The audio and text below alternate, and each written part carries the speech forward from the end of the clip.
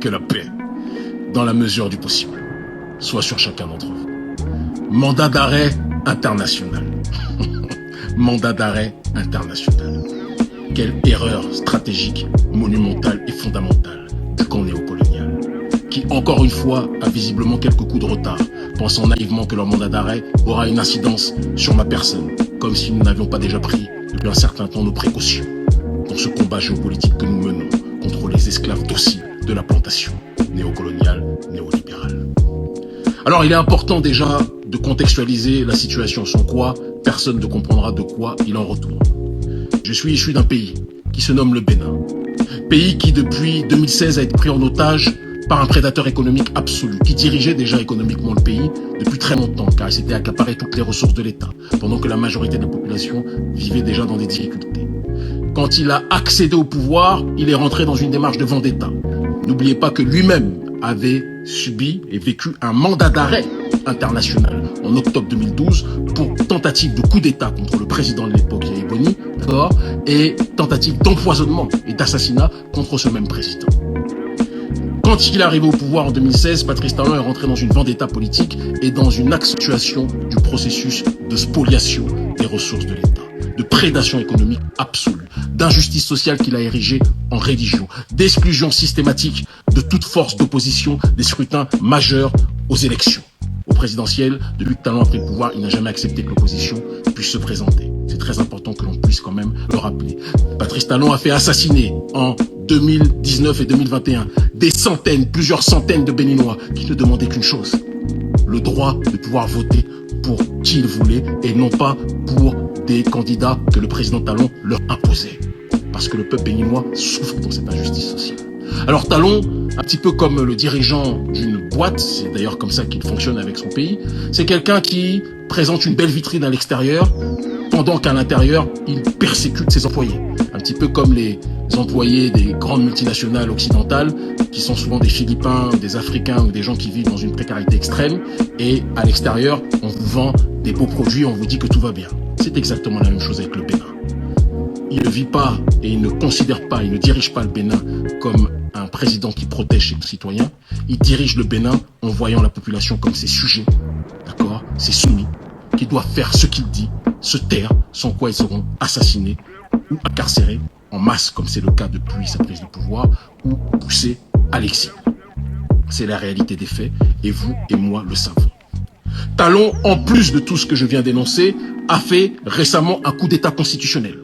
Il a violé la Constitution, même s'il a payé les hautes juridictions pour qu'elles présentent un semblant de légalité à son coup d'État constitutionnel, en créant un Sénat sans référendum composé de gens non élus, qu'il va diriger, soit par un prête-nom, soit directement, et qui lui permettra de diriger comme une sorte d'ayatollah néocolonial, ayatollah de la France-Afrique, à la tête du Bénin.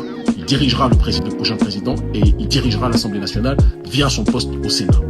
Il a prolongé le mandat électif de ses pions, sans l'aval de la population. Et il accentue le processus plus que jamais d'injustice sociale en étant désormais dans une logique de, comment dirais-je, d'expression ostentatoire de leur richesse pendant que la majorité de la population vit dans la précarité économique, la précarité sociale et la précarité politique. Il a interdit les manifestations de la population. Plus de manifestations syndicales ne sont autorisées, sauf quelques-unes par exception si elles sont dirigées par des gens du camp Talon. Et vous pensez que quand vous agissez de cette façon, depuis bientôt 10 ans, qu'est-ce qui va se passer au sein de la population? Il y a un proverbe qui dit que celui qui engendre un coup d'État constitutionnel connaîtra en récolte un coup d'État militaire. C'est exactement ce qui s'est passé le 7 décembre. Vous avez poussé le président Talon le bouchon beaucoup trop loin. Parce que vous pensez que comme vous terrorisez beaucoup de Béninois, tous les Béninois allaient se taire. Mais non, on l'a vu dans les groupes WhatsApp, utilisation record de WhatsApp le matin 7 décembre du coup d'État, la majorité des Béninois pleuraient à chaudes larmes de joie, et vous le savez, du coup d'État qu'ils pensaient réussi. Et lorsque Emmanuel Macron vous a sauvé en vous tirant par le caleçon, votre maître, ce même Macron que nous comptons, que nous avons réussi à chasser de différents endroits et que nous chasserons du Bénin prochainement, c'est une promesse que je vous fais, en même temps qu'on vous chassera vous, ce Macron, en vous sauvant, a fait en sorte que justement l'opération de restauration de l'État qui a été opérée par le militaire, le colonel Tigri, a échoué. Mais je vous l'ai dit lors de ma dernière allocution, que si vous ne vous remettez pas en question, si vous ne rentrez pas dans une logique d'introspection, si vous ne convoquez pas des assises nationales, parce que quand tant de gens dans votre pays sont en colère vis-à-vis de vous, on arrive à vous haïr face à l'injustice sociale qui est devenue une religion que vous appliquez au Bénin. L'injustice sociale, tous les privilèges pour votre petite casse qui vit la vie de rêve au Bénin, à Cotonou, qui vit une vie de Miami, comme ils aiment le dire dans les réseaux sociaux, pendant que la majorité de la population, elle, n'arrive pas à joindre les deux bouts. Vous parlez tout le temps de croissance à l'extérieur. Oui, il y a une croissance, entre guillemets, économique, via différents truquements que le professeur Mamadou Koulibaly explique très bien en ce qui vous concerne. Mais cette croissance économique bénéficie à qui? Elle bénéficie à votre caste prédatrice et pas à la majorité de la population. Quand les gens sont étouffés économiquement, paupérisés, interdits de parler pour se plaindre en allant manifester, interdits de pouvoir voter, qu'ils voient sous leurs yeux sans pouvoir réagir que vous faites un coup d'état constitutionnel où vous prolongez les mandats électifs de vos éléments, qu'est-ce que vous croyez qui va arriver? Je le dis et je le répète, ce qui s'est passé, je l'ai félicité, parce que quand quelqu'un fait un coup d'état constitutionnel, je me donne le droit de féliciter ceux qui vont empêcher ce coup d'état constitutionnel. Je le dis avec froideur. Soit on empêche les coups d'état constitutionnels, soit on ne pourra pas empêcher la répétition. Et c'est ce qui va se passer.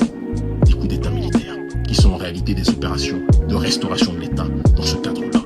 Patrice, tu as lancé un mandat d'arrêt contre nous, mais tu es tombé sur le mauvais noir. Je te le dis avec simplicité. Tu ne pourras jamais nous arrêter. Et quand nous allons nous rencontrer, tu seras aux arrêts. Et nous reviendrons sur la terre de nos aïeux. Et nous serons dans une démarche de communier avec notre population. Enregistre bien ce que je dis, parce que c'est ce qui va se dérouler. Tu es tombé sur le mauvais noir, Patrice. Tu es l'esclave docile de la plantation néocoloniale et néolibérale. Je suis un des esclaves rebelles de cette plantation néocoloniale, de cette plantation néolibérale. Macron claque des doigts et vous fait ce qu'il veut. Et c'est pour ça qu'en retour, quand vous êtes en danger, ils viennent vous sauver. Mais ton maître ne pourra pas te sauver éternellement. C'est une question de souveraineté, Patrice. Nous n'avons aucun maître. Aucun. Si ce n'est Dieu. Ce combat, on va le mener jusqu'au bout. Et vous ne pourrez pas nous stopper. Par amour de notre peuple, en l'honneur de nos aïeux méritants, et par soumission à la rectitude, à la justice, dimension dans laquelle nous sommes installés depuis longtemps, nous irons au bout de ce combat. Et tu ne pourras pas nous stopper. Le Bénin libre ou la mort, nous vaincrons. L'Afrique libre ou la mort, nous vaincrons. Il y avait des esclaves rebelles. Il y a des esclaves rebelles aujourd'hui. Il y avait des esclaves dociles hier. Il y a des esclaves dociles comme toi aujourd'hui. Nous verrons à la fin qui va gagner ce combat. À très vite.